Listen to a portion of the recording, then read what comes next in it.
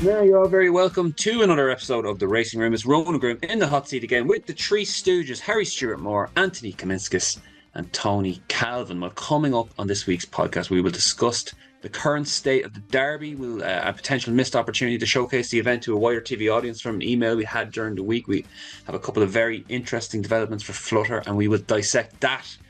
Philip Byrnes led shoulder charge at Limerick, plus much, much more, and your questions besides. But first, we'll say a quick hello to the lads, and we'll start with Harry Stewart Moore, who was at the SmartBash event and part of a panel discussion there. How did you get on, Harry? How was it all this year?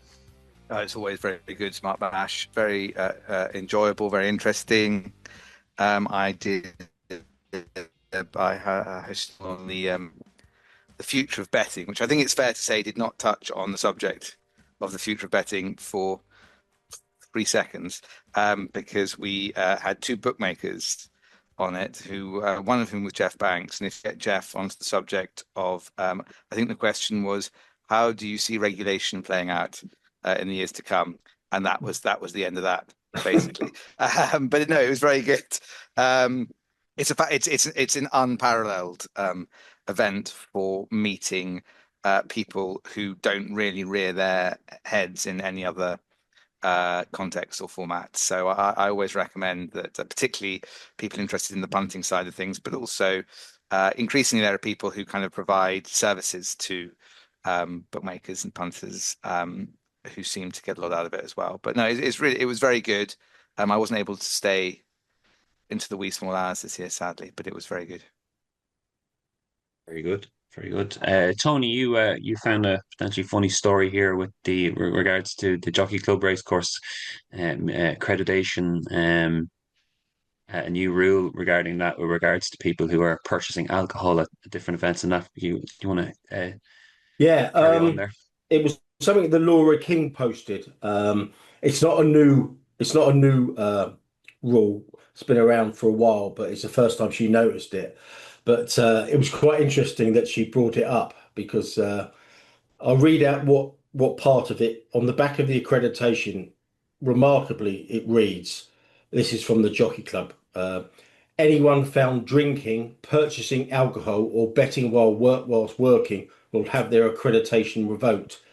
Given that, you're primarily talking about bookmakers, representatives, and journalists here, the idea that you can get kicked out for alcohol or betting while working and drinking is, I thought it was a bit fanciful, but somebody got in touch. Obviously, I won't mention who, and because I thought there was a zero chance of this getting enforced. But someone got in touch and said, I heard there was a senior BHA person who was ejected from the Cheltenham Festival this year after they were spotting having a drink in a bar with a colleague. It feels like Jockey Club racecourses must be really clamping down on people with accreditation having any social activity on the track. So if you believe that, and the person who told me that is very, very solid and has told me some interesting 100% stuff before, I found that absolutely remarkable. Absolutely remarkable. And it begs the question, if a senior BHA person got kicked out of the Cheltenham Festival, it must have been on the behest of someone even more senior. So I won't venture to suggest who I think it might have been, but yeah, absolutely extraordinary. We'll stick the betting market up for that this week. Yeah. Answers on the postcard to all the commenters on YouTube and stuff. We'll see what your idea of that, who that might be. And AK, we'll say a quick hello to you. Maybe you want to touch on the betting weekend as it was. Obviously, a big one with the Champions League final and the Greyhound Derby as such, semi-final heats there. Yeah, Champions League, I think just typical of what we usually do, Raw, just best price everything and let the bets flow in. And that certainly happened. I think Anti Postbook wasn't in too good shape with some PSG 8-1 being laid, but getting the draw in the 90 minutes was probably good for all bookmakers. If we could have had anybody winning the trophy from a financial point of view, it probably would have been Arsenal. From a moral of from a pure enjoyment point of view of dancing Spaniards on touchlines, not winning trophies, it was good. And then the Greyhound Derby, I suppose, 2 semi-finals, and 6 Irish dogs in the final. It shows you the state that English greyhound racing is probably in at the moment. So the Irish takeover is fully complete. Probably worth having a look at our site on Saturday. We'll be doing some mad stuff with a toaster card, and Greyhound Derby will feature prominently, obviously. Yeah, I watched that football. I don't watch. That's probably the first football match I've watched this year, Oh, and it was not only was we give out about the racing coverage in this country. The actual TNT coverage was yeah, absolutely appalling. The yeah, match was obviously was dog shit. Hard work. yeah. It's rubbish, isn't But, it? it did make me laugh. The person who had the result was where was it? Budapest. Mm. Yeah. There was a story about a guy who turned up in Bucharest to watch it. He had a Yeah, result actually being in the wrong place. But yeah, yeah. It's so bad, isn't it? The best advert for lower league football, I always think, is VAR and this football that's come in of zero creativity, and it's just really boring to watch. The last team that I enjoyed watching was probably Klopp's Liverpool. Um, it's not that interesting to watch, is it anymore? Rochdale. Well, obviously the late shows in Rochdale, but lower league football has just got everything going for it, and because it doesn't have VAR, just totally ruined the game. Ruined the game, and these managers that are just obsessed with optimizing everything. It's fairly dire stuff. Yeah. It's not as bad as rugby though. Fucking. No. Bad There's football is a better than million any. rugby matches on this weekend as well. There's rugby in And every single part of the oh, world. Yeah, and Tony, yet no one sensible hold on a cares. minute. TC put up Newcastle, didn't he? I saw in a tweet from I TC. I backed Newcastle at sixes, 13-2. They've only won one match this season. They've been beaten by 60 or 70 points in their last 5 matches. But I looked at the site and I thought it looks all right. And Sale had a lot of injuries. But anyway, so I had a fair go at it, and also laid Sale as well about 1.17. And after about they were about 28-0 down after about 15 Oh, were minutes. they? Were they really? I didn't And they see. were 35-10 down at half time. And they won in the last move of the Oh, match. They yeah, I won didn't see that. 45-42. So No yeah. way. And that was on TNT too, yeah. So that was the So that must have been like a Yannick Sinner, 2 sets up and 5-1 up in his match, and I did carry on laying him at 21-0. I'd laid a bit of 102, and then it was like nothing in the market. So everyone had given up trying to lay him. But yeah, it was a good result. I gave a little bit back as he was running down the line just in case he fell over. But yeah, it was a good result. Anyway, very good. very good, enough of the very good. rugby. Tony, kick us on with a quick fire racing review, and we'll get stuck into a few of these topics. Yeah, right. Let's pull it up. Right. Start with on the track action. Thursday night at Sandown, Brigadier Gerard meeting. A 10-year-old won a Group 2 at the Henry II Stakes, beating Sweet William and Lazy Griff. Rab Havlin got absolute pelters on X for his ride on Sweet William, which I thought was a bit harsh. Talk of New York, maybe going to the St James's Palace next. That was very impressive in the Heron Stakes. And Ombudsman is due a match with Darius and the Prince of Wales. He gave the improving Geoff £7 and a neck defeat in the Brigadier Gerard Stakes. So that was that. Very, very quiet week for racing. On Saturday, Strange was impressive on her return at Carlisle. Should be a good middle distance filly, but she should have been on that as she did. Obviously, yesterday, Constitution River led home and Aidan O'Brien 1-2-3 in the French Derby. Ryan Moore getting all the plaudits again, that horse winning from stall 15. That was remarkably Aidan O'Brien's fifth classic win of the season already. 2 in France, 2 in Ireland, and 1 in England. And it's 6 if you count Germany, because he won the German 2000 with title role last month as well. So, yeah, and over in Germany, Charlie Johnston won a classic, time for showcasing, won the German 1000 guineas, but that's basically a listed type level in this country. But a classic's a classic. Off the track, we had some stories. Oasis Dream retired from stud duty and Charlotte Jones retired from race riding. one of my pet hates is the easy ride that Wesley Wall gets when he comes over here. Thankfully, he didn't have any runners last year, but he's sending over 7 this year. So we're going to have the farcical situation of ITV and Sky Sports Racing ignoring its medication record in the States once again. I'll leave it at that there. Haydock. Oh, they started digging up the track on Tuesday. Obviously, we covered this story last week. They started digging up the track on Tuesday, and the latest update from the clerk, Daniel Cooper, on Saturday is that it's too early to say whether their June the 20th meeting can take place. So it just shows you they did roll the dice by running those 2 or 3 extra races after that was discovered. So yeah, it sounds like they're digging up the whole track and they're finding mining shafts and all sorts underneath the track. So be interesting to see if they can get up and running because they've got a really busy June and July. James Ferguson shock racing today. He announced he's to stop training at the end of next month. He's stepping away after accepting a role in the international bloodstock insurance sector.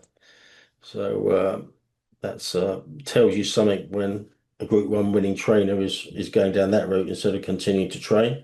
It's a hard game out there, even if you have got some decent horses. The latest jockey to get hit with a massive ban was Kieran O'Neill. He got suspended for 28 days for multiple breaches of the whip rules in the last 6 months. This is a real harsh one because the ban is June the 6th to 25th inclusive, so that rules them out the Derby fixture and the entirety of Royal Ascot. So that is a big blow, I think in these circumstances. I know you have to have a deterrent, but I'd be in favour of a £5,000 fine, and I bet he would be after copying that ban. It's totally disproportionate, isn't it?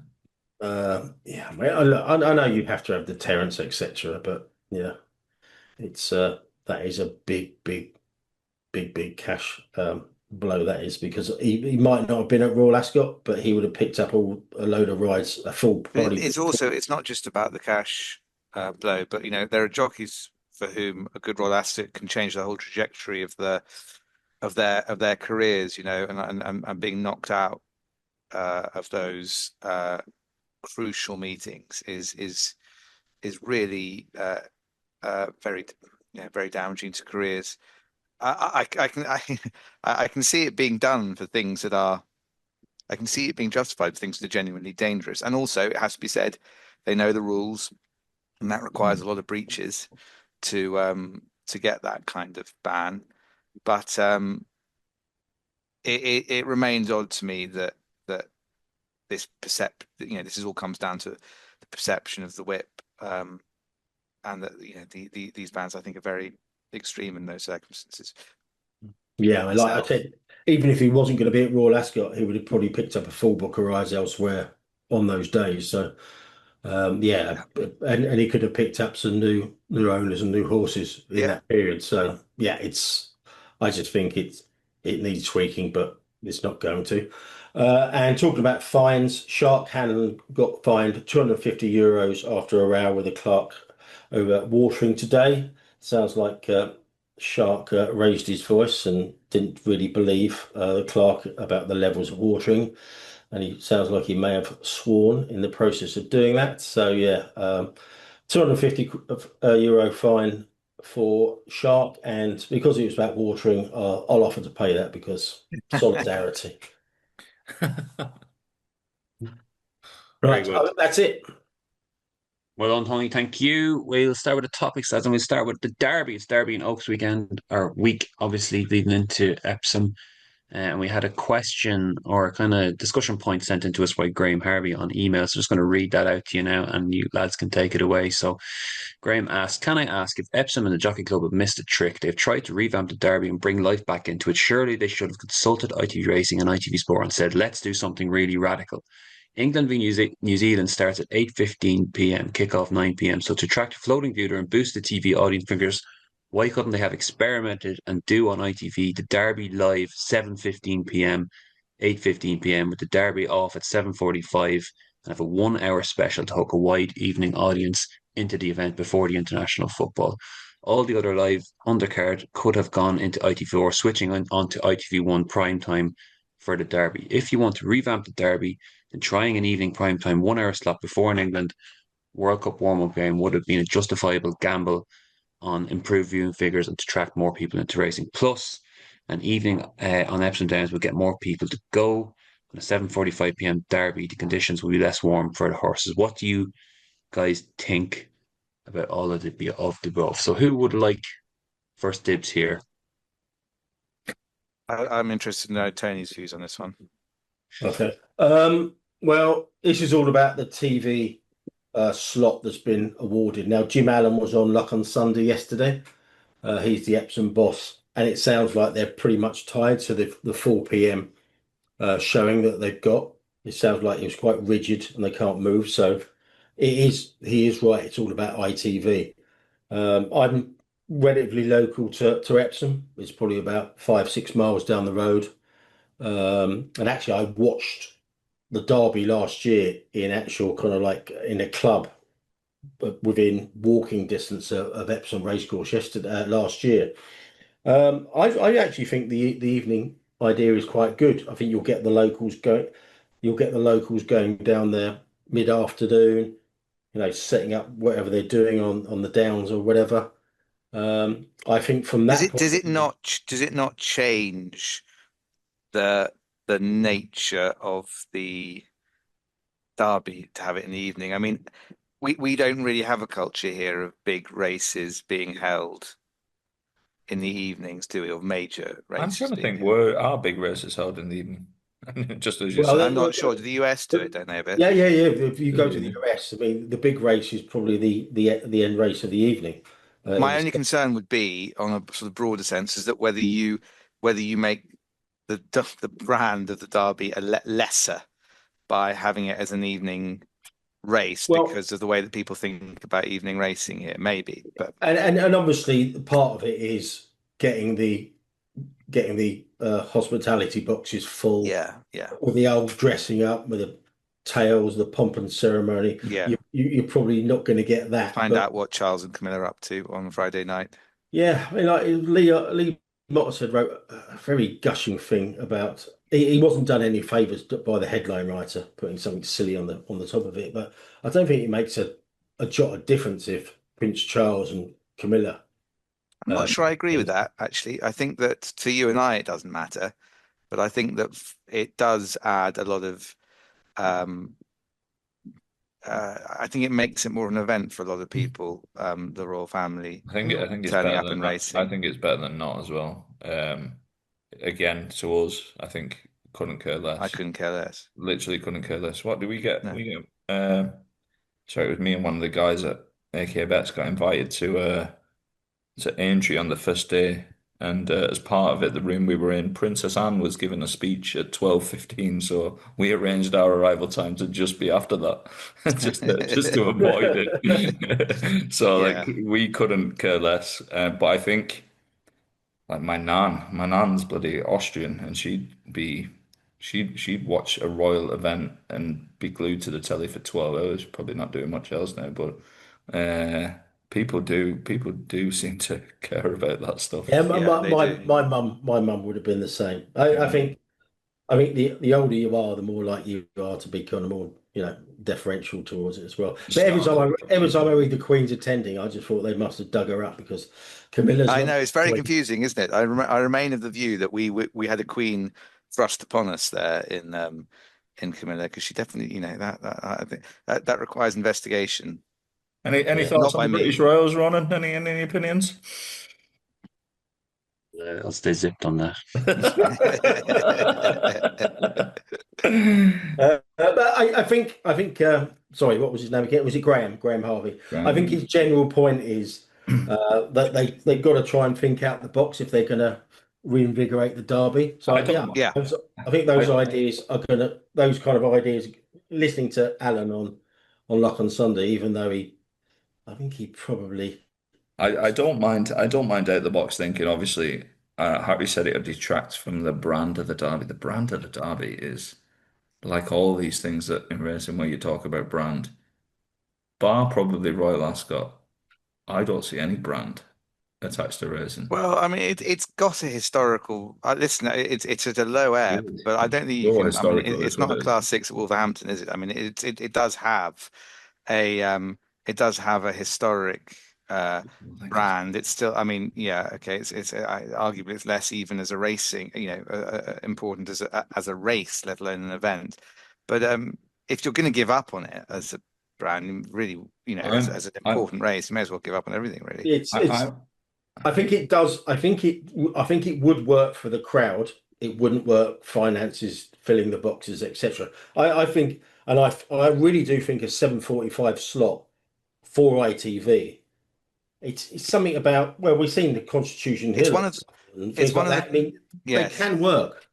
It's one of the crown jewels, isn't it, of broadcasting the Derby still, I think. So it's something that has to be broadcast oh, terrestrially. sorry, Terrestrially. Isn't it Um, so? Isn't it so like the? I find it a huge parallel with the FA Cup, like once kind of mm, real staple of British sport or Now a European sport, complete whatever. bore. Now just Yeah. kind of like okay. it's there because of tradition, and it's a big deal because you show all the old races or the old FA Cup matches, Yeah. and they say this is why it's important, but it's not It's in the just Yeah, I grand mean, it scheme has of to be said, things. I It's think the not. boat race is also a crown jewel. So I mean it's not exactly restricted to spectator sports. I'm an absolute million to watch England v New Zealand in fairness, but from a personal point of view, could not think of anything worse No. to be doing. But I Unless it also, was rugby, of course, yeah, England. well, I probably would watch it over that in Yeah. fairness. And rugby, I would, Um, yeah. but also like I also just think a little bit horse racing just fancies itself a little bit much if you think you can put it before an international football match. It's not there, I don't think. I don't think the sport's Well, there. isn't that the point? Aren't you putting it there to try Yeah, and but you are, yeah, but you're putting it there from a horse racing perspective, which I get. But if you're football, I think you're going, what, horse racing? They yeah, probably but look wait at a minute, horse but wait a racing minute, as wait a minute, that wait a thing minute. that was dead, like the FA Cup final. But wait a minute. ITV is invested in horse racing and it wants people to watch horse racing. So there is some logic in ITV trying to It's bloody on ITV4 more cross often than not, sell isn't it with it? a more popular. I have to say, I'd be fair. I think the assumption lots of people will be watching England, New Zealand, is perhaps I may be wrong, but I don't think I've ever watched a World Cup warm-up game I watched myself the this close to a qualifiers. tournament. Bloody boring. Mm. Yeah. Anyway, good idea. Keep them coming. Yeah. Let's see how that develops. If it does it indeed at all, they possibly will try something in the coming years of trying to revive the race. Put You it might on halfway. Put recall it on in that between Emmerdale. Advert in Emmerdale. People watch Emmerdale. I put it on, but before Love Island or something. I don't Oh, know. that's a Just really good idea. Or during Love Island, we could have the Love Island. We've nearly already had it, haven't we, with speed dating? Maybe that's the answer. Is the Love Island Derby? God. you see Ollie people Bell, going for that. Ollie Bell will be creaming his pants over the crossover between Love Island and ITV Racing. He's Keeping it classy again there, TC. Trying to keep Harry on the podcast. I'm so far steeped in blood. It's too late. Right. Let's get back on a straight line here, lads. And you might recall last week we discussed the kind of fallout from the Irish 1000 Guineas with regards to trainer Danny McLaughlin and his filly Magny Cours, who had a lot of people felt had her chance ruined in the race when she was subject to veterinary checks to make sure all was okay and trotted up in the very hot weather, etc. So that has kind of kicked on a bit this week. That story with a number of trainers getting involved. I'll just read you out a section of a story here, and bring Tony in. Perhaps so extraordinary row sparked by events before Sunday's Irish 1000 Guineas has escalated after the Irish trainers' body, the IRTA, called for an investigation into pre-race checks conducted at Curragh. Furious Richard Hughes has threatened to boycott sending runners to Ireland after America Queen stopped running in the Classic, while the connections of Magny Cours alleged their filly had their chance spoiled after she was trotted up for 40 minutes before she was eventually allowed to run. The situation deteriorated further on Thursday when the IRTA called on the Irish horse racing regulatory body to launch an investigation stating that Magny Cours had her chance undoubtedly compromised and cited a lack of confidence among trainers over veterinary process. It added that IRTA has repeatedly requested transparency on the procedure for pre-race checks in the past without the satisfactory response from the IHRB. So a couple of other trainers having to say this week, including Stephen Thorne. I'll just read you a very quick quote from in the Racing Post. He said, "I haven't had one horse stop from running, but we can't deal with it every time we go racing. There are several veterinary offers and they all have their own way of dealing with it. So there's no consistency. For example, Instant Appeal won 3 in a row last winter, rocketed from 75 to 93 and was in the form of his life. Every time he won, he was subjected to second and third trot-ups pre-race. Doesn't have the perfect trot, but most racehorses don't. Some have gait changes. They've asked to come out in full public view for a trot-up at some tracks such as Dundalk. These should take place in a private setting if they wish to inspect and communicate with us about our horses. Rubber surfaces may sound forgiving, but they're very unnatural for the racehorse. They're trained on artificial surfaces, and a lot of don't present on a hard surface the way some want them to. So obviously the story's kicked on a bit, Tony, and a lot of angry Irish trainers kind of rebelling a bit and taking this kind of opportunity, I suppose, to have a real kickback at the IHRB. Yeah, it sounds like the IHRB are digging in though, doesn't it? The Magny-Cours one, when we did it last week, I wasn't aware that they trotted that horse up for 40 minutes, which is astonishing. They said it got into a muck sweat, etc.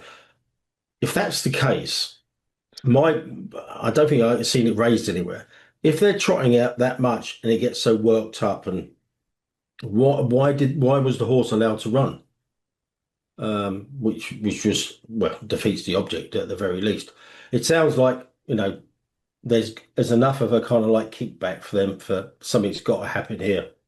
Again, I watched Luck on Sunday yesterday, and Rafe Beckett was pretty incredulous at the length of time he's going, and and all the horsemen that you listen to on this saying there isn't a one size catches all here. I mean, some horses are look very, very kind of like stiff and whatever in their slower paces, but once they get up and the adrenaline up of a race, they're absolutely fine.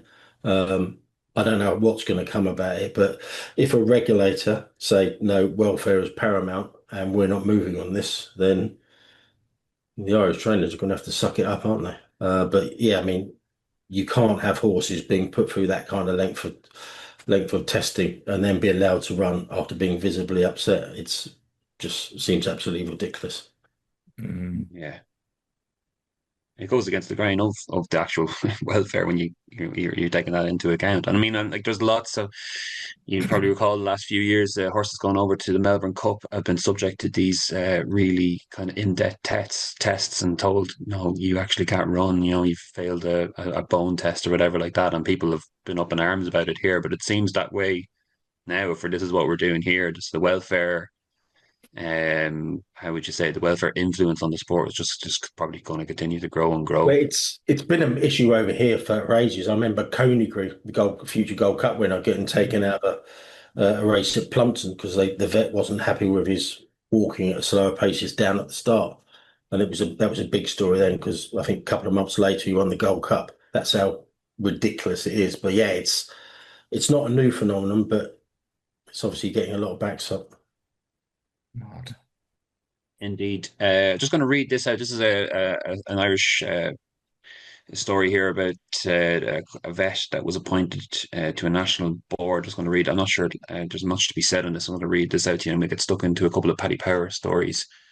So Minister for Agriculture, Martin Hayden, appointed a senior vet to national board despite an industrial tribunal finding that he engaged in intimidating, patronising actions towards a whistleblower who raised animal welfare concerns. Hayden cited Robert Hughey's 12-year term as Northern Ireland Chief Veterinary Officer when appointing him 6 days ago to the board of Horse Sport Ireland, the state-funded national governing body for show jumping and equestrian sports.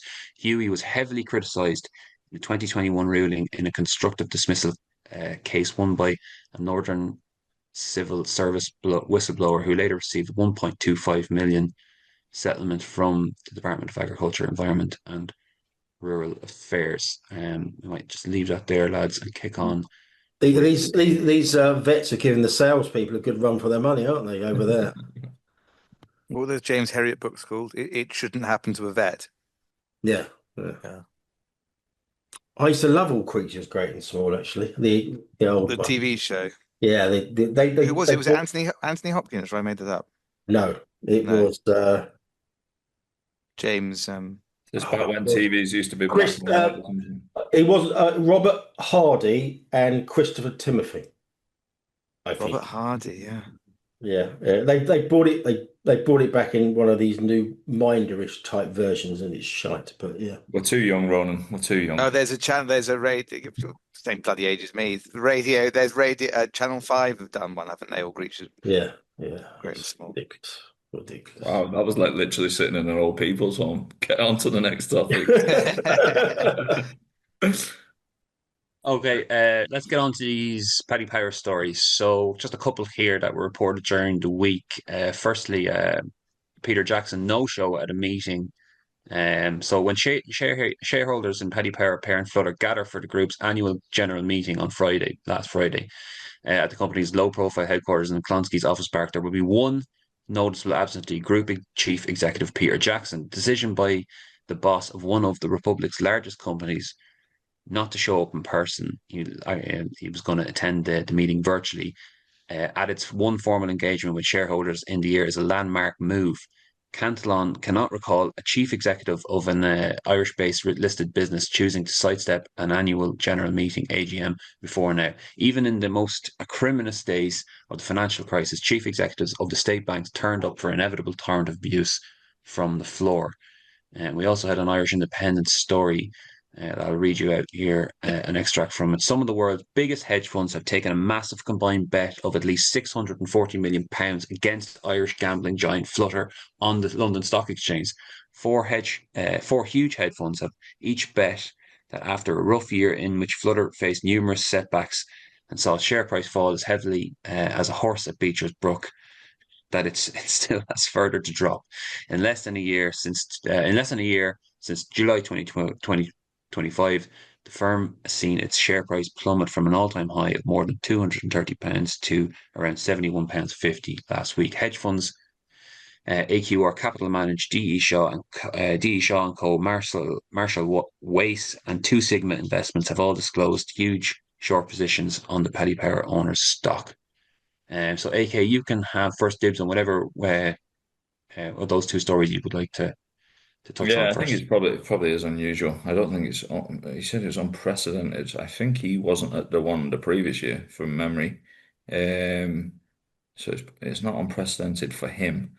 I think it's probably, I thought it was strange given the turmoil regarding the share price. I thought it was probably an interesting decision not to attend. He's probably got plenty on his plate, I'd imagine, at present.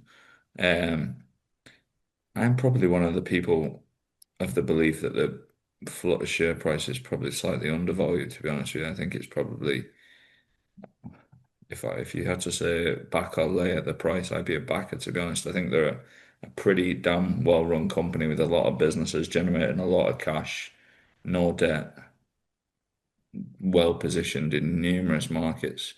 I think the one area where they have, for want of a better phrase, dropped a bollock is just the prediction market stuff in the States. Obviously, like every other gambling company, ourselves included, to a much smaller scale, under pressure from a tax and regulation point of view, that's been exemplified and probably becoming more apparent in more jurisdictions. I think from an America point of view, the biggest issue they've got is probably the prediction market stuff. But then again, there's also the potential for a lot of opportunity in America, given online casino has not opened up in most places. And if that ever happens, it'll be some game changer for the whole industry over there, I'd imagine. So I don't know. I'm probably more positive about Flutter from a share price perspective than you might think, but I think it is unusual given you probably want the man leading from the front in times of trouble, the market's perceived trouble anyway. Yeah, I think if you're doing badly as a company, then you need to front up. It's all right if he didn't turn up last year. and the company was at a high. I think that's a different matter. So I think he probably should have rocked up. As regards America, I think they've had a lot of bad will over this closing of FanDuel TV. I think that was a mistake. Reputationally, it's done him a lot of that's done him no favors whatsoever in the States, from what I can gather. Yeah, I mean, I've got some shares in them, and they were a healthy three-figure, this healthy six-figure amount just this time last year, and they're barely holding on to that six-figure that figure barrier now. It's a remarkable share price collapse. I don't know if they're going in at if they're getting short of the current price. It's catastrophic. So yeah, I don't know what's going on there, but it just seems you say it's a well-run company. I mean, what's happened to the exchange over here? I know it's small beer. It's The small. exchange is a mess, yeah, but It's small beer. I mean, there was small beer. I'll link it in there now because I was going to read it later. There was a tweet from Luke Patton, Luke Paton. Go and have a look.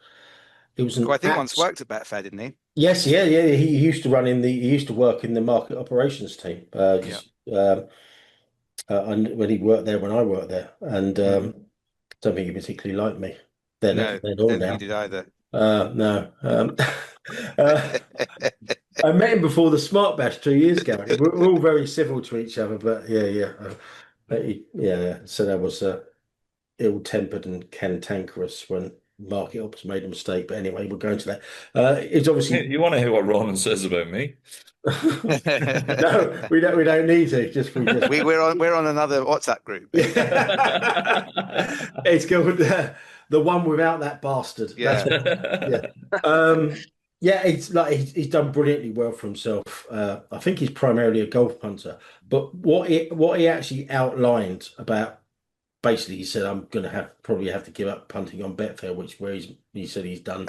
I think from memory, 95% of his money and won 90% of his money and done, like I said, remarkably well.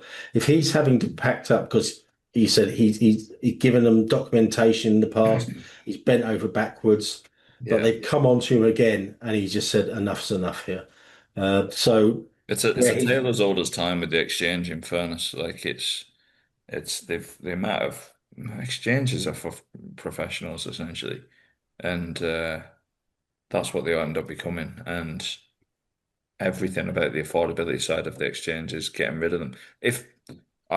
My opinion on the exchange is if they didn't have the B2B cash flow flowing in on certain sports, it would be worthless, literally worthless. It probably should be broken off from Flutter because Flutter are doing nothing with it from a UK and Irish facing point of view, just literally been run into the ground. I know when the head of exchange job came up at Flutter, they couldn't get any internal applicants for it. At one point, they were literally going around trying to get people to run the exchange. It was literally poison to have it on your CV if you wanted to progress. Essentially, it was where careers went to die, I think. Nobody wanted the job. Well, I just think if they didn't have that cash flow coming in from outside the UK and I, it's not worth anything. But then would they sell it if I don't know what they make off that? But from a UK and I perspective, it probably should be broken off and given to someone to have a go. It's like I think I mentioned it when we first started doing this podcast. I went to a poker night at Black's Chasemore Farm, and it had loads of ex-Betfair people there. I mean, ex-CEOs, ex-CFOs, ex-people from the legal team, etc. And they were telling me they tried to get a consortium together to actually buy the exchange, or they know of people who were doing that, but they just couldn't get anywhere on that. So I think you're right. I think if they snapped it off and gave it to someone who knew what they were doing, even in this current regulation climate, I think it's such a low ebb. I mean, there's only one way. Well, I suppose you could just like fade and die even more so, but you'd think there's a lot of potential there for the right people in the right places, making the right decisions to actually kind of like bolster it. But well, I was going to ask you, Harry, did you read Luke Patton's tweet? Yeah. What did you make of it? I mean, it seems absolutely preposterous what he's being asked to do. It does, but it's a regular story. I mean, what doesn't it really just show they don't care. They don't want people like Luke anymore. Isn't that really it? I mean, I think he said he spent. I think he said they've earned over £1 million in commission from him over Yeah, the years. Um, and I just think that it's just been completely abandoned as part of their business. That's the impression I get from it. It's all very well saying, oh, the regulatory burden, Mr. Patton is now so serious, so difficult. But other people are really, Matchbook are massively pushing their exchange, for example. Yeah. I don't think that the regulatory burden is a full answer to the complete collapse of the Betfair exchange. I think that it might just be a fairly useful excuse. I think it is the collapse of the UK and Irish Betfair exchange, to be honest with you. The cricket teat still seems pretty juicy from what I yeah. can see, and that's not coming from UK and I. A No. lot of that's not coming from. I'm happy to say that there's no way it is. Um, so You mean the liquidity? the liquidity, yeah, Yeah, 100%. Like you don't have to go far on Google to find stuff there. yeah. Um, Yeah. Well, maybe that's the answer. They're making that seems from and the it's just office. and I'm it's making very loads probably out of. quite easy for them regulatory wise or whatever way. They're not under any pressure there at all, and they're happy enough with that. And like I was actually looking at the exchange for a race at the stall today, and I haven't looked for ages because you struggle to get matched on anything. And I was looking at place markets 5 minutes to the off at the stall, and you're looking at 1.6 to 1.9. There's just nothing there. They don't exist. Absolutely don't exist. People are still obsessed with quoting bet for SPs like it's 2007. Like it's just not. It's fairly damn irrelevant now with the amount of volume traded on anything UK and I wise. Yeah. Sad. It is really sad because it obviously it was absolutely groundbreaking, and as a concept it's pretty damn cool, I think. Um, and then the bookmakers fought back very, very heavily on promos and stuff and extra places, wrestled back a lot of the advantage that had been taken off them. And then around that premium charge, around just the pre-merger stuff, premium charge came in, and then Brian Cochran decided that this is going nowhere. And he had the sportsbook background, and he set up Betfair Sportsbook with a very, very poor sportsbook. And There that's was what the future is. the timeline there. All exchanges end up setting up sportsbooks. Yeah, I mean, we've got to move on, but the premium charge came in 2007. Breon didn't move Yeah, in but they there ramped it, didn't they? They changed it a bit after that. Breon didn't come in until 2013, and he totally sliced everything at that company. Every department got slashed and whatever. He took it to the bone, and maybe that's where market issues. He got his top dollar in that merger. From a business point of view, he was an absolute huge success Yeah, yeah, for what was left yeah, of the exchange. There's nothing left. yeah, yeah. Yeah, as you said, Tony, we'll move on to our next one and keep it going here, lads. So let's deal with the Philip Byrnes ban for incident down at Limerick last week. So Philip Byrnes was banned for 21 days and had a winner for his father Charles dramatically thrown out of a race at Limerick on Thursday evening when their runner Marion Avenue, who was bet from 5 to 2 and 11 to 8 on the show, badly hampered a key rival and forced another to be carried out. The stewards report said, having considered his clean record under Rule 214, the race day stewards suspended Philip Byrnes for 21 race days and ordered the forfeit of his riding fees. The stewards were satisfied that Byrnes failed to correct his mount at a point in the race that was in close proximity to the hurdle and as such rode in a way which was far below that of a competent and careful rider, and where it would be obvious to such a competent and careful rider that riding in that way was likely to endanger the safety of another horse or rider. Uh, pretty bad one, I'd say, just watching it live. I did watch it live. Tony, did you catch it live or did you kind of watch it after? And what did you No, I make watched it? it afterwards. I saw the furore about it, and it is quite jaw-dropping. You know, the blatant manner in which he did it. I don't know whether he's appealing, but I wouldn't have thought he's going to get very far if that was the case. Very rarely do you hear it everywhere really talking about endangering other jockeys. And it led a lot of people to say 21 days was not enough in this instance. Now, I don't know the Irish rules as I know them over here, but I would imagine that in 21 days is probably the maximum he could have given him. I'm not sure what the entry point is, etc., and the maximum, but if they're talking about it's obvious you're endangering other jockeys in the race, it would lead me to believe that he did get the maximum available to them. But yeah, a lot of people saying 21 days was grossly insufficient given the nature of the riding offence. Indeed, Harry. I'm not sure if you got to catch this incident. But I wondered if you had anything. No, I It seemed saw. quite cynical, didn't it, to me anyway, from watching that. If you're Yeah, I the mean, worst thing it's to say about it. one of the things that because one of my one of the bees in my bonnet is when any rule um, acts as either encourages or fails to disincentivize win at all costs approach by jockeys, and at the same time as saying that we were, perhaps slightly felt slightly sorry for Kieran O'Neill over his whip bans. Um, no one has ever been killed by the overuse of the pro cush, certainly not in the context of horse racing. But in the people are killed by jockeys deciding to take a no, and very badly injured, taking a win at all costs attitude.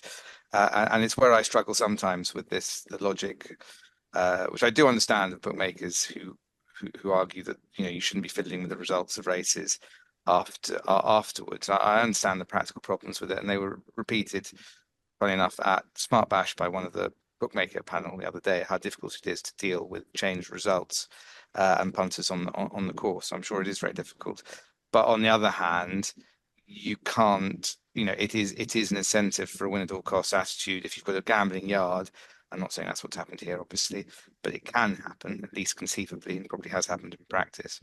That a gambling yard take I don't really care what happens, but you better win this race approach, and that's very dangerous. So I think that there are complications on that. But yeah, I don't really have any comments on this race itself. Sure. We might bring you in on our next topic then, Harry. So this is Peter and Mickey Bowen handed a £5,000 fine, and the Grade 2 winner disqualified after prohibited substance breaches. So Peter and Mickey Bowen have been fined a total of £5,000 and had multiple winners disqualified, including the Grade 2 Persian War novices hurdle winner Flying Fortune after prohibited substances were found in two of their horses in 2024. The father and son training partnership was operating under the same license at the time of the positive test, but Mickey Bowen has been sole trainer since May 2025. In a disciplinary hearing on Thursday, the pair were fined £4,000 for breaching Rule K2.2, which dictates that no Category B substance may be present in a horse race system on the day it is engaged to run a race.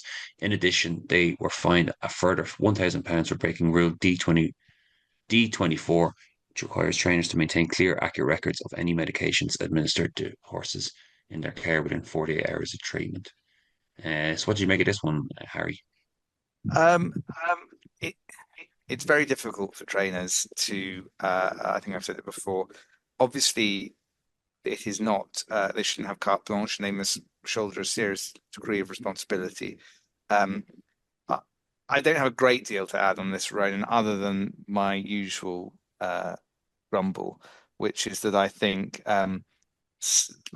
sometimes the regulators are too quick to say, right, well, once there is a substance present on a yard, a banned substance, that's it. They don't really need to look any further. And I'm not saying that's what's happened here, but it does definitely does happen that the BHA, for example, in my view, sometimes are quite quick to say, well, wash their hands of a situation, not look too hard into why a substance might be at the yard, which you would have thought would be quite an important thing for a regulator to do, and just go, well, we don't really need to know because that's your lookout as the trainer. And I completely understand the necessity or the not a necessity actually, but I completely understand that some people think that it requires a strict liability rule, and there are other sports that do that, particularly equestrian sports. But I think that doesn't absolve the regulator's investigatory duties, in my view. Now, again, I'm not saying that's happened in this instance, but it does tend to be a bit of a, you know, it does tend, I think, to make regulators think, well, we've got bigger fish to fry, frankly. Do we really want to expend time and effort and money discovering what's happened here? And really, is that not the job of the regulator? Generally speaking, is to find out what's happened here rather than just to hand out strict liability punishments. So that's my tuppence worth. Yeah, I just very briefly, I had a direct message about this from Andy Lodge. He said, on an open and shut case like this, how can it take 2 years for this to come out? But I think that's a similar refrain, and all of these cases, they just take far too long, don't they? Yeah, indeed. Jeff Banks is going to sell his Ascot pitches. He was tweeting about this during the week. He said, it was with great regret we announced the sale of both our list positions at Ascot racecourses, Jump and Flat. Fortunately, the unique threat of Ascot Bet, which both surrounds but infects the betting ring and which is designed to stop people making their way to the betting ring, has decimated turnover there. With our departure goes our practice of second place free bets, best odd guarantees promos, and standard place terms in every race. This ends our 60-year association with Ascot. AK, you were tweeting about this. I did find it funny. Someone else quote tweeted to say it's not the greatest sales pitch for selling slow pitches. But what did you think of this? Yeah, I think you were fairly in line with what he was saying, or in general. Yeah, pretty much in line. He sold them, in fairness. So it was a retrospective. Oh, he has sold them, has He he? was announcing the Okay. sale as in they've already happened. Yeah, yeah. He's not on any Okay. lists anymore. I had a look actually. So he's definitely sold them already. Um, yeah. I totally agree with him, to be honest with you. I couldn't believe it when I went over there for the first year. Ascot is the first pitch I've ever bought on the back of someone's else's recommendation without doing the due diligence Who myself. was it? Come on. I want to. I made Jeff a, Banks. I made a, I made a profit on it, so they did well in fairness, but a small profit. Um, yeah, and I turned up, and I'd never been to Ascot before in my life. Unbelievably, shorts and t-shirt guy don't really fit in, and I walked through the first day. I genuinely couldn't believe it, the amount of Ascot pet stuff there. I genuinely couldn't believe it. Um, pure shock all over the place. And I was like, oh my God, this can't be great now. And the lads were saying it was bigger than last year and there's more and more of them this year. And we had a six-figure pitch. We paid six figures for our pitch. And the bet was so small, I thought. And I was just like, oh my God, this is the worst. This is the worst thing I've ever done. I was like, I'd take 80% of my money back after day one straight away and just write off 20k essentially. I was just like, this is not good at all.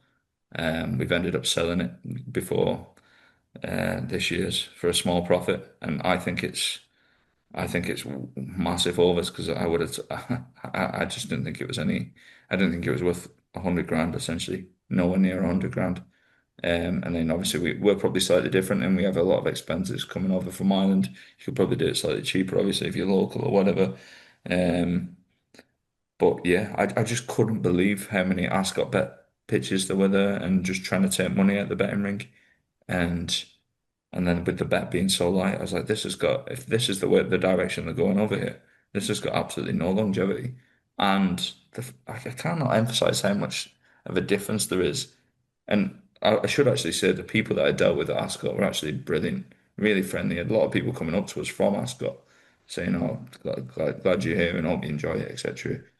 Um, I don't know. I just thought it was mad. I just genuinely thought it was mad. The proliferation of Ascot Bet for it is an inferior product. There's no doubt about it, and how punters are being driven towards it. So the point I was making was Who runs Ascot? the Is it BritBet? yeah, yeah, I think so. Yeah. Um, But yeah, I don't know. Sorry, I've lost my train of thought again there. But the amount it costs to stand as a bookmaker in the UK is is a lot more than it is in Ireland as well. And there's a lot better deals closer to home, I think, for me in Ireland. I just think the UK bookies are just being ridden, to be honest with you, in all aspects of what they're doing. I think they're being absolutely ridden on cost to register pitches, cost to work, cost to get workmen into the track, cost to stand on a day when you've got your pitches. Like it cost me one pitch at Cheltenham in Tats, and to get all my staff in and work, it cost me about 4.5 grand. Like it wouldn't cost me 4.5 grand for 5 days of 4 pitches at Punchdown. It wouldn't cost me anywhere near that. And I just genuinely think they're getting totally ridden on costs and they don't stand up to it enough as a collective. And then I see all the Ascot bet stuff all around the place and growing and people saying it's getting bigger and bigger year on year. And I'm like, if I had a good pitch there, I'd be trying to sell it at top dollar and get out genuinely. Uh, so that was just my own opinion after 1 year. I would genuinely would have writ off 20% on day one. I think there's no longevity in it. I think Geoff's right. Uh, and it wouldn't surprise me if you see other bigger bookmakers getting out there as well. Interesting, yeah. See how that if that does develop or carry on a trend. We'll go to an interesting story here or interesting tweet that we saw from an account called Green Client on X. This is in regard to shop bets and the treatment of customers in shops, betting customers and such. So he said, bookies get a constant hiding on here, but I really can't overstate how disgraceful petty power settlement of shops sports bets has been. If the regulator has any teeth at all, they would be looking at some truly enormous fines. As an example, if you had a shop bet on Arsenal to win the league this year, that bet has been settled as a loser. You would think this would be fixed the first time someone went to collect, but incredibly, they refused to issue a market-wise fix. They solve in inverted commas the problem just by resettling that one slip, leaving potentially thousands of bets out there underpaying, which is obviously the customer's problem. In addition, customer-facing staff who handle the queries frequently make errors. For example, resettling Arsenal win but leaving the each way part as a loser, something not obvious to spot and requiring lengthy hassle for the punter to resolve. They have left many markets unsettled, some of which resolved months ago. Again, staff and traders, when notified, are unable slash unwilling to push a market-wide fix. Manual resettlements are consistently underpaid, rounding down in illogical ways to further boost PP's margin. I would love to see internal discussion about this stuff. AK, do you want to come in this first, and then we go to Tony, who's had a bit of feedback on this potential or this particular area as well. Yeah, how can I try and say what I think here? Um, I was Before you answer that, one. this is only what one person's Yes, alleged. it's pretty anecdotal, this, isn't it? Yes. It's bloody accurate from my experience as well, and from some of my friends' experience as well. Um, just to give an overall view of it, I think a lot of the machines in UK and Irish betting shops are BGT machines, the self-service betting terminals. So they call them self-service betting terminals. You'll hear them referred to as SSBTs, self-service betting terminals. The company that will do a lot of the work behind the scenes for them in my day when I was employed by one of the firms, would be a company out of Vienna called they're called BGT. I think they're called Best Gaming Technology or Best Gaming Terminal or something like that. And that's why you get different prices, isn't it, AK, Yeah, you sometimes get not between them. only Yeah, different prices, different each way terms, different rules, different mm. max payouts.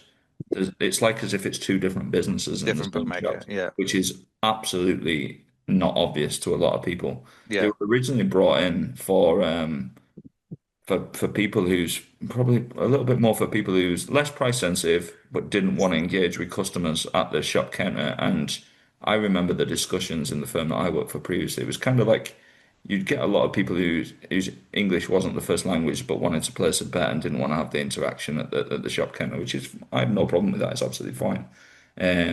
There are a lot. You will frequently find the prices of them of vastly inferior. They're quite high margin terminals for all betting shops. They do pretty well from an overall margin perspective. But I suppose what it enables is the sharper price sensitive customer, if there is what they consider to be a price mistake or something that they make value, they have the opportunity to place bets without engaging with a member of staff. So it suits them as well. From my own experience of using them, my own experience has been absolute. I've got some absolute horror stories from using them personally. With Paddy Power, personally, with William Hill, never really so much with the limits on Ladbrokes always tended to be absolutely tiny. Betfred never had any issue with, in fairness. So I'm trying to be fair here. Paddy Power and William Hill, from a customer service point of view, I've mentioned it on this podcast previously. There's a department in Paddy Power called loss prevention, which when I worked there used to be about fraud and stopping fraud, and its remit has massively changed, in my opinion. It's literally it's to frustrate winning gamblers from being paid their money. From my own experience, um, Do you know honestly, who should be putting the most pressure on them to stop doing that?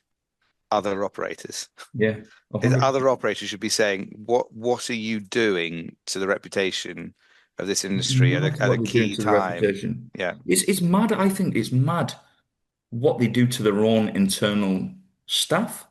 The amount of operational hassle to deal with this is Mm, a lot of the firms use it to capture details, slow roll payments, in my opinion, make it as unpleasant as possible to get your money back, and also to hand out banning orders once they've captured your yeah. details. I mean, they're not the only ones to do that, in fairness, but yeah, yeah. No, Yeah, but no, no. But yeah, I agree. It seems almost quaint now, doesn't it? This thing of banning orders, frankly. yeah. Well, like It's I had, I had, I had an experience in Ireland where the, to be fair, the I'd ban you from any Well, license, yeah, but it's I don't mind you not wanting the bets, to be honest with you, but I genuinely resent you making it absolutely impossible for people to collect the winnings. I think yeah, that's yeah, yeah. absolutely abhorrent. I'll do it as a bookmaker. If I don't want your bet, I'll probably tell you I don't want your bet. Have you seen Right. it? Have you seen any of those letters that threaten people with criminal trespass if you go Oh into yeah, any of their I've, shops? I've had one. I've had one. I've Oh, had brilliant. one. Uh, it's an absolute farce. Like Yeah. Tell it's us more genuinely about fun. that, please. Tell us more about that, No, I please. probably Can you imagine probably the can't. waste of police time? Sorry, this person's trying to have 20 quid each way on the 16 to Yeah, 1 I've got shot. correspondence from one of the bookmakers where they say, "Oh, you could." First of all, they told me I was banned from the shop, and I basically made the point, no, you actually banned a family member. I don't even live in that country, and he's got the same name as me, so you probably shouldn't be discussing that with me. Um, then, then I've literally got correspondence where they say, "Oh yeah, you're not banned. You can come in the shop." Um, This is after running me out of shops in person in front of people. Like you get money for that if you complain about that, but I obviously didn't. Um, I've got correspondence where somebody in the loss prevention department is telling me that I can now come back into the shop, but I'm only allowed to place one bet on a terminal, and and they would advise me not to place more than one bet. I was like, would you? To which I replied, you have risk management facilities where if you press over a certain amount, it spins around and goes to trader. It's like you're accepting the bets. Like a good example was it was in the I think it was in the US Masters in 2025. It's probably the last real big blow up I had with one of the operators over here that paid extra places on the golf. And I backed Dustin Johnson at 400 to 1. I think he finished seventh or eighth. I got paid the full place basically. Wherever he finished. They were 400 to 1. And I've done 50 each way quite a few times. And but after you place one bet, it spins around and says this bet goes to trader. and then they accept the bet. So then you feed another 100 quid in, spins around, accepts it. Mate, the hassle I had picking that money up, as if I'd gone in there with a bloody shotgun. Like, like, and I do appreciate you probably in like it was probably at any price to place, but like, you are laying the bets as well. You are laying the But bets. isn't that the another version of the friction that we all talk about? Aren't they just trying to make it as difficult as possible for you to get Well, that's it. money They want to out? make it unbelievable, but it's not Yeah, determined that professionals like Yeah, no. the solution is to have better risk management. That when you see a bet, like you wouldn't believe this BG. When I was there, the BGT technology was absolutely shocking from a risk management perspective. You couldn't see multiples coming through. So if you wanted to disguise a bet, you just didn't do a single. They couldn't bloody see it. It was absolute carnage. From a reporting point of view, I'd say they don't understand what liabilities they have on some stuff until the event settles. Now they're very, very high margin because the prices in general are poison. They're rubbish. The margin they take on those machines is scandalous. But when you find what you consider a price mistake, which might be a general price, it's not a pulp. If you find a mistake, you can generally scale it, and obviously that's what loss prevention, which seems to be frustrate winning gamblers in these places. It's and then the lock slips, like the gentleman said in his query, they'll individually settle bets, they'll miss settle bets. Like you're genuinely talking months and days of time, 20, 30 hours of time trying to get your bets settled. It's but I Yeah. think it's yeah, absolutely scandalous. I have no issue with bookmakers. I am a bookmaker. I have no issue with bookmakers saying, listen, I don't want that bet. Like, I can give you 50 quid, I can give you 100 quid. It's not ideal. But yeah, I understand all that. I've always been of the opinion that if you place a bet with a bookmaker, there's if it's not a pulp, it's not something that started and the timing's wrong. If you Mm. place a bet, you get paid No out on stale that bet. prices. It's Yeah. it's like yeah, exactly. But that was, and we paid it out. Like Yeah, yeah, yeah. it's No, no, not I'm like you teasing. going send me everything and 3 months later I might give it to you. Like it's literally you pay out instantly. You go, listen, we can't fucking tolerate that. It is a stale price. I Do, put up. do you think though that maybe when people say why the big court not get more heavily involved in fighting regulation, do you think that this plays a part in it? Is that they're worried that they will just bring into sharp relief some of the things that some of them are still doing on the regular, and there's still an element of hiding in plain sight. Yeah, Yeah, I mean, uh, I put up a tweet about that the the tweet the post that what was the guy Green Client put up, and I had a lot of responses, mostly in private because they didn't want to flag themselves up. And one just said, "I bet Queen of the South each way in the Scots League One, both over the counter and on the terminals. The over-the-counter bets were settled fine, but the terminal bets are still unsettled." So he's probably going to go down the same route you're saying. There was a Ladbrokes example given as well. I think you might have interacted with that one as well. And there was one tonight. Um, Again, this is shocking, and I think you responded to this one as well, Anthony. There was this is with William Hill. Liam Patterson put up a screenshot of his dad's winning football acca of presumably the weekend or whenever, where everything copped and it said on the slip. He posted the screenshot of the slip. So his dad should have won £6,441. Hills are claiming when he went to collect, Hills are claiming that it actually comes to 2,990, despite the slip clearly saying 6,441. This is what he put. The Tupa, the Ascension match odds apparently changed drastically after he placed a bet and kicked off 4 minutes late, is what the traders said to the cashier when he was in the shop. Changed drastically after he placed the bet. So they're trying to shortchange him over nearly £3,500 because the odds changed after he placed a bet. Now, how can you be giving a betting slip? This is These are my selections. These are the odds. That is what you're going to get in return if all these wins. They all win. and they're trying to say no, sorry, the bets, the odds changed after you placed the bet. I mean, this kind of attitude. I mean, where did the betting and gaming council sit in this? Shouldn't they be coming down like a ton of bricks on this? Shouldn't, as well as other bookmakers? Where the gambling commissions? Where do they sit on all this? Gambling Commission aren't interested in betting. They're interested in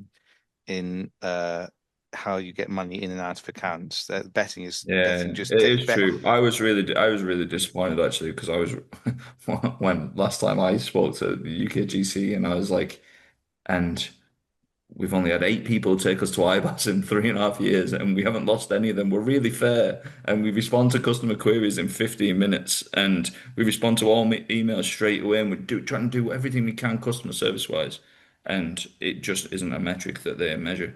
It was just No. like brushed over. Don't. That wasn't something that was of concern, and Yeah, it's something I'm really proud of. Like I'm really. We run a 24/7, 365 business. We're going to make mistakes. We're going to make loads of mistakes.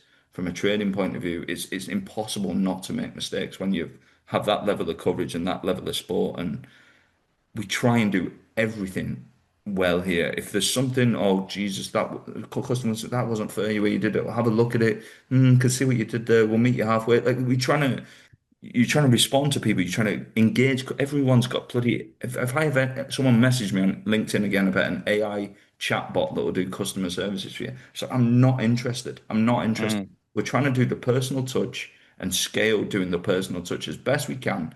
We get back to people if they email straight away. We're not getting taken to IBAS. We're not losing cases if they do go to IBAS. You can count them on your 2 hands in 3.5 years. We haven't lost any of them. We're trying to do everything fairly, and it's just, and then you see crap like this, and we're wondering why people aren't betting with licensed bookmakers. It winds me up, and it wound me up massively as a punter as well. You shouldn't be treated like a criminal. If a bookmaker doesn't want you bet or wants to give you 100 quid, I, I, I personally don't have anything wrong with that. Never did when I was gambling. I really, really resent being treated like a bloody criminal when I'm coming to pick up my winnings, and Mm. I think it's unacceptable. yeah. Do you think? I was wondering about this the other day. I had a story about a chap who, a quite extraordinary bloke who I know quite well at SmartBash, who during Pete Ling's panel, which was on through his podcast, he stood up as part of instead of asking a question, he turned to the audience and he gave this explanation as to how he had resolved one of his disputes with a major bookmaker by buying some shares, turning up at the AGM, and handing his complaint to a senior board member. Who said, "Look, I'll do my best. I can't promise anything." And a few days slash weeks later, the whole thing was resolved and paid out. Do you think that one of the problems at the in the big operators is that those at the very top might not know exactly that I this don't stuff's think they going on? do. I don't think they do. I've seen it myself in customer services. The metrics you measure, they're just not the ones that are important from a customer services point of view. It's how can you handle this volume of business with the least amount of cost? Yeah, It's not like how embarrassing are you making us look here yeah. by not knowing what you're So doing. they're That's not giving coming too into it. much rope It's just to cost people who cost are yeah. reduction. That's the industry we're in as well a little bit. You can't keep ramping up the cost of stuff, and people are going to look to save costs, aren't they? Wherever they can. Like it's a catch-22 in some respects. Um, but yeah, I don't think they realize how bad it is, and I think if I complain, like you're just that problem person, and we don't want his business, and he's hassle. Whereas what you probably should be going, yeah, we don't want his business, but from a trading point of view, how are all these bets getting through? Can we not sort that out? From a customer services point of view, how can we how can this guy be coming into a shop twice a day for the last 4 months and we still haven't paid him? Like Yeah. there should be some kind of metric of when a bet settles and when a customer tries to collect and how long are you taking to get the money back to him? But also there That's should what be a we do. recalibration of what the commission does, and it should be far more focused on that kind of thing Yeah, than it we're is trying to get people to bet in the league. yeah. I always say about AK bets, we're an absolute skid mark on the underpants of bookmaking. We're so small and so irrelevant. And you've got these big operators that really should be doing a better job to keep people here. I think.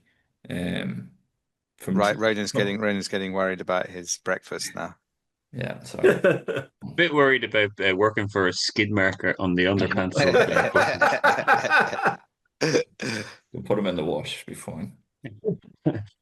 Okay, that's we've four questions to do. We're slightly against time, but Let's do quick fire. Quick fire four pretty answers. good questions. Fairness, we'll try and keep them quick fire, as Harry says. So let's do Vaughn Lewis first. Are punters aware that £22 million a year of their money is now being used to fund research which only focuses on negatives of gambling with the intention to treat gambling as a public health crisis?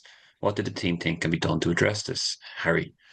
No, I don't think they do know that. I think it's astonishingly condescending, and I think that it is exactly the huge problem with where we are at the moment is that the whole industry is being regulated on the basis that it is inherently problematic, rather than there are some people who have problems that arise from it. And if you see every person as a potential problem gambler, this is the kind of lunacy we end up with. In terms of what we can do about it, the Gambling Commission doesn't seem answerable to anyone. So not very much at the moment. We can just keep grumbling, I suppose. Okay. A four-parter from Ben Keith for AK. So I'll read this all out, AK, and you can choose to deal with it whatever which way you want. So he said, I noted recently that Anthony had four pitches at one festival meeting. One, were the pitches in the same ring? If so, does he feel that increases or dilutes the brand? Two, do you make better books or have stand horses for more, or is it totally race by race? Three, does he lay different horses in different rings?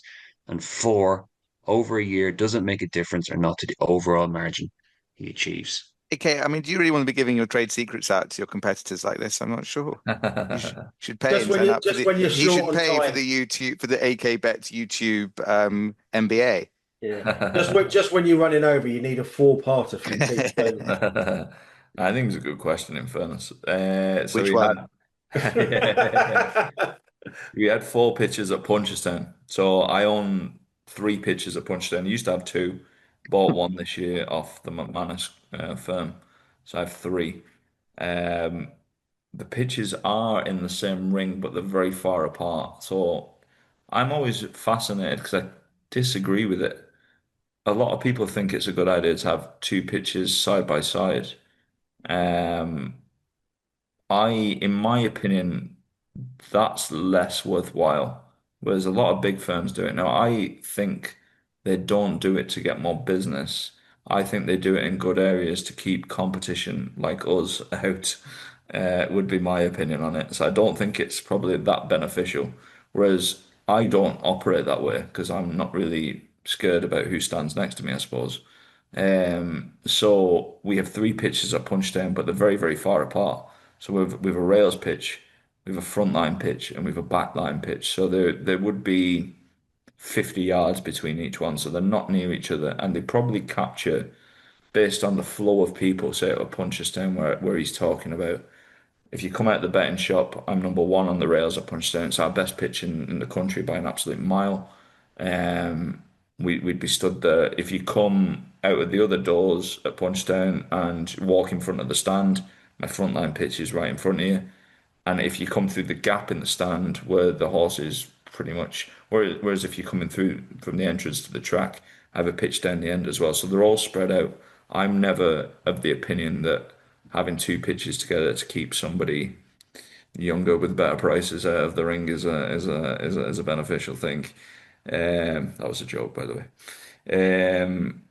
Do you make better bucks or have stand horses for more? I think just it improves our turnover. So I'm never too fussed about what horses I lay on my board.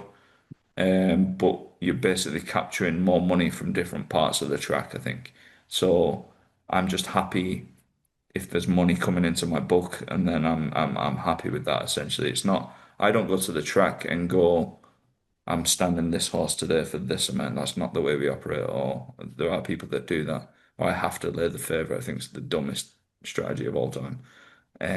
We try and work out what prices horses are and then try and take a little bit off them, and that's our theoretical margin. Doesn't always work, but that's the way we operate. So if you're coming up to the board, we're not terrified you're going to back one of the horses on the board. We're happy with whatever you're going to do, essentially. Um, the three, does he lay different horses in different rings? Like I said, it's not particularly different rings, but they are spread apart. And yeah, I think the spread of business, you're just trying to get turnover in, like I said. Um, and does it make enough difference to the overall margin? Well, it does if they win or lose, I suppose. But again, just all like I'd be of the opinion that as long as I've got margin built into my selections, theoretically, um, it's a case of increasing turnover to increase profit or loss, depending on if you're good or bad at it. So that's kind of the way. We had a fourth pitch at Punchdown, but that was an add-on that was a corporate hospitality one, which we don't own, which we had to pay for. Um, but yeah, I don't know if I've answered that well enough, but that's the way we No, do operate. I stopped listening hours ago? Sorry, carry on, right? Have you not? There's an aircraft coming into land, Harry. Just get your arms up there, would you? Oh yeah, there we go. Cool. Dave Bradshaw's asking, this is in relation to Grania Hurst's appearance on Look on Sunday. So, how can British Gaming Council Chief Grania Hurst say with a straight face that account restrictions only apply to 2 to 3%, uh, and then goes on to insult everyone? The vast majority, in inverted commas, um, are restricted to beast. I'm not quite sure Because what he means. What is that? Sorry. they are Because restricted because of bonus Oh, mining. sorry. Come on, Dave. Help me out here. Because of bonus mining, fraud, money laundering. This is just a clear lie, isn't it? AK, you replied to this tweet, I think. So do you want to elaborate on that here? I think it's just different for what everyone. I think bonus abuse would the amount of it would surprise people, but then again, if you offer bonuses that can be abused, you, I've no sympathy for it, to be honest with you. But that's the way a lot of people do. You see all new entrants to the market that disappear 18 months later, doing bet and gets and things like that. I hate them. I wouldn't do them. I'm not that desperate for business. And then you just get a lot of people we call them one and dones. So it's you can argue. I would say that people who operate that model, is that the actual account holder that's placing that bet? I wouldn't be so sure in a lot of cases for bonus abuse.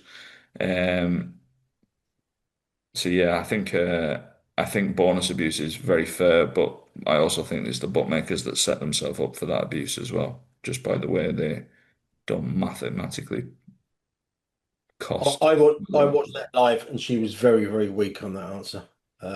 Yeah, it's probably not her skill set as well, is it? Like she's probably you're probably getting fed a lot of this stuff by people in industry, and I disagree with quite a few people in industry on some of this stuff. So it's you have to live it, I think, a little bit to understand it.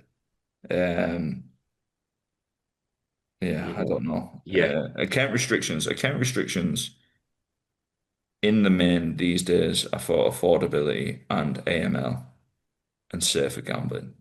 You can disagree with that. I appreciate you'll say you're a bookmaker, you close winning customers. That does happen industry wide. I appreciate that. Most of it is for other reasons. In Yeah, my you know why? Because most people have already been shut. Yeah, I think there's this an is element to that. But I think you're right, AK. I think I mean and for their what it's beards worth. as well. Yeah, yeah. But yeah, it is true. Whether you, I'm not. If it wasn't, I hope you think I'd tell you as well because I'm trying to say what I think. But you'd be surprised how much is the other way. Um, if there were no restrictions for any reason, bookmakers would make a lot more money. Well, without making this go on any longer, that tweet from Luke Patton is pretty damning on that subject, isn't it? If someone who has been as successful on his account for as long as he has, basically has to stop using his account for affordability, as insofar as it's been Yeah. explained. Well, this is it. Like it's slightly different there, given it's an exchange and it's Well, it is, but it is, but they don't the accept gambling principle's the winnings. same. They don't accept because it's the way the regs are. Like it's you don't. I mean, in a way, It's the exchange is more damning because they've less of a commercial reason to close yeah, anyone down. income. Like income from gambling.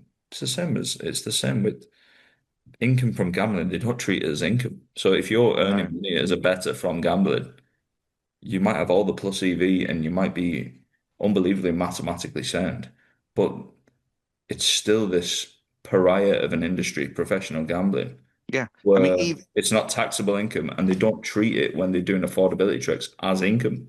So what yeah, can you do? You do and I professional don't. gamblers I d professionally gamble. They don't have taxable income. No, and try setting up a bookmaker as someone who's made their winnings from gambling. Not easy. Thanks, Harry. Last question to you, Tony, from David Brown. When a horse like Oxted has been off the track for 5 years and returns to be beaten 27 lengths, why doesn't racing have a welfare rule that forces a common sense review so we stop horses deteriorating in public when it's clearly not their fault? Yeah, this was a bad example. Oxted last ran in the Group 1 in 2021. Been off since, finished last of 10 at Salisbury in a listed race. This is a dual Group 1 winner at the age of 10. It's won over £500,000. Had been brought back at this time of his life. I think it was pretty sad actually. So I don't know what's going to happen with the horse now, but Excuse again, my ignorance here. you're into dangerous territory about saying when a horse can and cannot run. Yeah. Is it But same trainer? Sorry, I don't yeah, know. yeah, It is, yeah. yeah. Okay. I think it's the same owner, same trainer, but yeah, it's I hope they draw stumps now, but like you said, it's hard to have a catch-all rule, isn't it? Yeah. Okay, we'll do a very quick outro here because we're well over the mark this week. But thanks for sticking with us. If you're still here, all's left to say, well, we'll do a quick plug. Obviously, Derby and Oaks coming up this week. Tony will be writing plenty of that on our AK Bets Tips site. And do head over to the AK Bets Big Prices tab as we edge ever closer to the World Cup as well. We've got loads and loads and loads and loads of markets there Prices. for you to challenge and big prices everywhere you look. So all that's left to say is thank you for listening. Thanks for all the questions and thanks to the lads for their contributions. And we'll see you again at this time next week. Cheers.